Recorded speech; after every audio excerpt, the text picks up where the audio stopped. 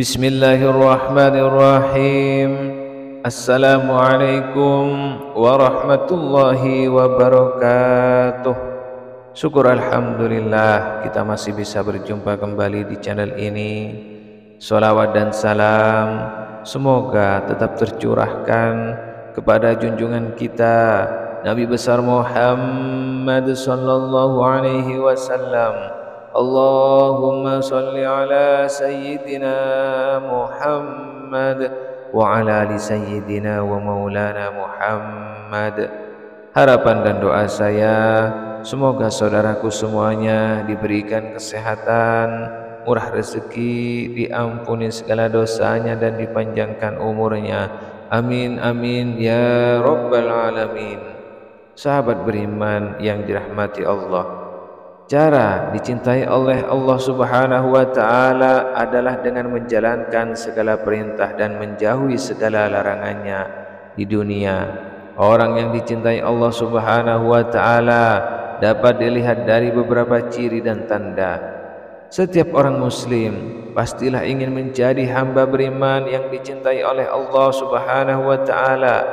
Ketika seseorang sudah mendapat cintanya Allah Subhanahu wa taala, maka hidupnya tentu diliputi dengan keberkahan.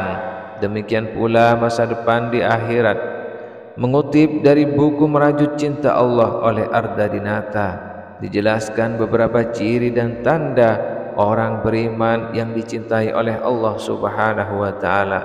Merujuk pada pendapat Imam Al-Ghazali dalam kitabnya Minhajul Abidin, ia mengumpulkan 40 perkara yang merupakan tanda-tanda seseorang dicintai oleh Allah Subhanahu wa taala, yakni golongan orang-orang yang ma'rifat. 20 tandanya diantaranya akan diperlihatkan oleh Allah Subhanahu wa taala di dunia, dan 20 tanda berikutnya akan diperlihatkan di akhirat kelak.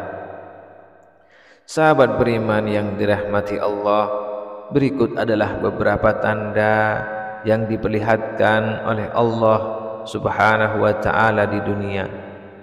Yang pertama, senantiasa berzikir. Orang yang dicintai oleh Allah Subhanahu wa ta'ala akan merasa sanggup berzikir setiap saat. Berzikir di sini dalam arti sebenarnya, yaitu setiap saat ingat bahwa Allah menyaksikan segala kejadian di dunia dan selalu menghindari dari perbuatan maksiat, karena merasa setiap perilakunya selalu diawasi dan ditatap oleh Allah Subhanahu wa taala. Karunia ini tentu sangat mahal nilainya, sehingga kemampuan ini hanya diberikan kepada orang yang tergolong mendapat cinta Allah. Dan orang yang sanggup berzikir kepada Allah itu adalah orang yang memiliki akal unggul. Yang kedua, dimuliakan oleh Allah. Orang yang dicintai oleh Allah akan diangkat namanya, lalu dimuliakan, kemudian diagungkan oleh Allah. Bagi mereka yang mendapat kemuliaannya, maka bagaimanapun manusia lain memperlakukan penghinaan, pencacian, dan perbuatan negatif lainnya, ia tetap saja harum namanya di dunia. Yang ketiga, akan dicintai Allah. Dicintai oleh Allah merupakan buah dari cinta kita terhadap Allah. Keutamaannya, kalau sudah dicintai oleh Allah, maka tidak ada kesulitan yang menyengsarakan kehidupan lahir dan batinnya, karena Allah yang memiliki alam raya ini, dan Allah Maha tahu akan kebutuhan kita daripada diri kita sendiri. Setiap orang yang dicintai Allah, maka segala yang terjadi akan selalu dipahami hikmahnya, ridho dan berbaik sangka kepadanya, sehingga pribadinya selalu merasakan kenikmatan dalam setiap ketentuannya. Yang keempat, Allah akan menjadi walinya ketika di dunia. Artinya, seseorang yang dicintai Allah, maka dalam kehidupan dunia Allah akan menjadi pembela dan pengurusnya. Setiap seluk-beluk permasalahan di dunia tidak akan disikapinya dengan perasaan bingung, was-was, stres, pusing dan sejenisnya, tapi akan selalu berusaha tenang, tidak pusing dengan masalah itu, karena ia merasa yakin Setiap masalah itu diatur oleh Allah Subhanahu wa ta'ala. Yang kelima, akan menyambung rezekinya.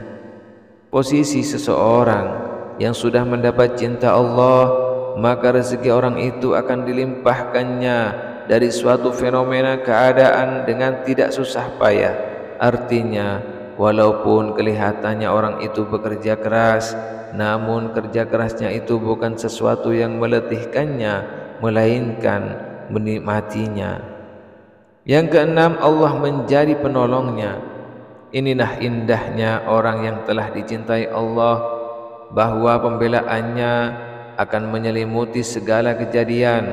Dampaknya orang seperti ini akan tenang dalam menghadapi setiap keadaan. Ketenangan ini cukup beralasan dimiliki oleh orang yang dicintai Allah, sebab setiap yang ada di dunia ini mutlak adalah dalam koridor kekuasaan Allah, dan tentunya segala sesuatunya takluk kepada apapun yang dikehendakinya. Yang jelas, harus diingat bahwa wujud perlindungan dan pertolongan Allah itu bukan berarti harus terus-menerus berupa suatu kenikmatan, tapi ada kalanya Allah melindungi orang yang dicintainya dengan jalan ditimpa musibah atau secara lahir. Yang ketujuh, hatinya penuh ketentraman. Orang yang mendapat cinta Allah akan selalu tenang dalam memposisikan setiap keadaan. Baginya sikap tenang akan membuat kita bisa semakin dekat dengan Allah, dan doa kita semakin mantap kepadanya untuk mempermudah urusan. Lebih dari itu, hati penuh ketentraman akan membuat hidupnya penuh dengan kebaikan kepada orang lain, meskipun banyak orang lain menghina dan mendoliminya. Yang kedelapan, derajatnya menjadi mulia. Orang yang dicintai Allah, maka ia derajatnya menjadi mulia. Pasalnya Allah mencabut dari hatinya keinginan menghambakan kepada selain Allah. Justru karena sikap demikian, orang yang dicintai Allah itu memposisikan dunia berikut isinya tidak akan memperbudak dirinya. Hatinya tidak tercuri sedikit pun untuk mengelabui penghambaannya kepada Allah. Yang kesembilan, diberi kekayaan hati oleh Allah. Perasaan orang yang dicintai Allah, ia tidak akan pernah merasa miskin. Tepatnya hatinya selalu kaya. Pribadinya memposisikan orang kaya itu tidak dengan kekayaan orang lain, karena bagi dia kekayaan orang lain semata-mata kekayaan Allah yang benar-benar maha kaya. Yang kesepuluh, hatinya dibuat bersih. Dengan kebersihan hati, Allah memudahkan baginya memahami ilmu hikmah yang terbilang sangat susah dan perlu waktu lama bila dipelajari oleh orang lain. Dari kebersihan hati akan berproyeksi pada kebersihan tutur kata, pandangan, dan perilakunya yang pada akhirnya akan bermuara pada pribadi dan pemikirannya yang bersih. Yang ke-11, orang-orang segan dan simpati kepadanya. Keseganan dan kesimpatian dari orang lain itu adalah bukan hasil rekayasa. Bagi orang yang mendapat cinta Allah itu memiliki keyakinan bahwa segala perilaku kita jelas-jelas membuat Allah suka sesuai tuntunannya, maka seluruh manusia yang normal, pikiran dan hatinya insya Allah akan suka juga. Dalam bahasa Imam Al-Ghazali, orang-orang yang baik berhimpun untuk menghormatinya. Sebaliknya, raja-raja zalim dan musuh akan segan terhadapnya. Yang ke-12, orang-orang akan mencintainya. Artinya, orang yang mendapat cintanya, maka Allah akan menyirami orang-orang yang menyelimutinya dengan rasa cinta. Dengan kata lain, bukan orang dicintainya yang ingin dicintai oleh orang-orang sekelilingnya, melainkan Allah menggerakkan hati orang-orang itu untuk mencintainya. Yang ke-13, hidupnya penuh barokah. Orang yang mendapat cintanya Allah Subhanahu wa ta'ala, maka segala perkataan dan perilakunya akan berfokus pada kebarokahan atau kebaikan yang banyak. Tepatnya, keberadaannya dan apa saja yang ada padanya akan memberikan kebaikan kepada orang lain. Yang ke-14, hewan-hewan takluk kepadanya, bahwa sesungguhnya semua makhluk yang ada di alam ini bertasbih kepada Allah. Artinya Allah akan menaklukkan hewan-hewan kepada orang yang dicintai Allah, sehingga menjadi damai dan bersahabat pada kekasih Allah. Yang ke-15, doanya diijabah. Hal ini dikarenakan bagi orang yang telah mendapat cinta Allah itu memiliki keyakinannya yang bulat. Lagi pula doanya kekasih Allah ini tidaklah sembarangan, karena biasanya doanya senantiasa merupakan rahmat.